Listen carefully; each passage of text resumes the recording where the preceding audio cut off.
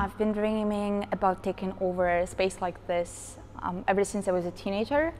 I'm really into the concept of a total installation, something that was invented by one of my spiritual art gurus, Ilya Kabakov. And that was always a dream of mine, so it's awesome. I feel like a kid at a toy store. Like, as long as I remember myself, I've always identified as an artist. I think I was 13 or 14 when I decided to become an artist, and I always wanted to be a conceptual artist. And what it meant to me, total freedom of genres you work with. So it could be performance one day, next day you do opera, third day you do music, and then you do paintings. Next day you do physical objects, sculptures.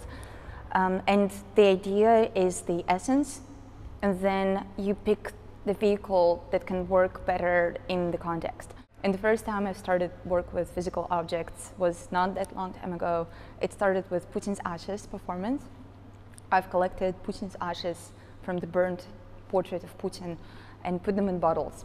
And some of these bottles you see here, I believe that just like in Christianity, if you believe strongly enough, the wine turns into blood of Christ and bread turns into body of Christ. Same way, if you believe strongly enough, this Putin's ashes vials will turn into actual Putin's ashes one day. If you think about it, women did not have rights 100 years ago. Gay rights were gained just, whatever, a few dozens of years ago, and it could be easily reversed. So the second trend that I see happening in history is the trend of reversing, looking back in the past for ideals.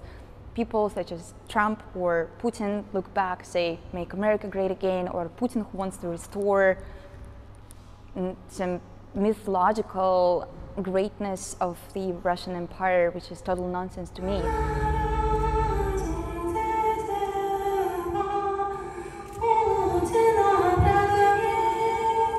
My emotions died for a second when I was put in a labor camp, because that's what they want from you. They want you to disconnect with your body. They want you to stop thinking. You work for 16 hours a day. You turned into just physical existence, physical body, with no thoughts, no feelings, no ideas, no future. People around me helped me to regain my confidence, regain my rage, my ability to rage and protest. I was approached by a number of prisoners who asked me to help improve the situation in jail. They said, you have much bigger reach, you have all the media on your side, you have lawyers, and you really can make a difference. On the second floor, you see the replica of the prison cell where I spent time on hunger strike. And that moment when I rebelled against the oppressive system of prison really brought me back rage, and it brought me back assertiveness, decisiveness, and you know what? The prison officials started to treat me much better because they respect people who can show strength.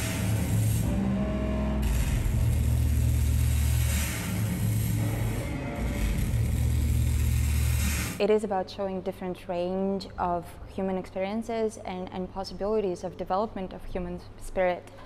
I think this is, to me personally, this is one of the primary roles of art, to show humans, to show an individual that it's possible to live a different life and it's possible to choose a different path. Doesn't matter what your parents or your society tells you, you can really invent yourself. My message is to support Ukraine, because Putin's real enemy is not Ukraine, it's not just Ukraine, it's the idea of Western democracy. And he's not going to stop until he will conquer the last Western democracy, and you just have to say no to him at the moment when he's attacking Ukraine. And maybe he's the person who only understands force. And in that sense, support Ukraine as much as you can and stop fueling Russian war machine.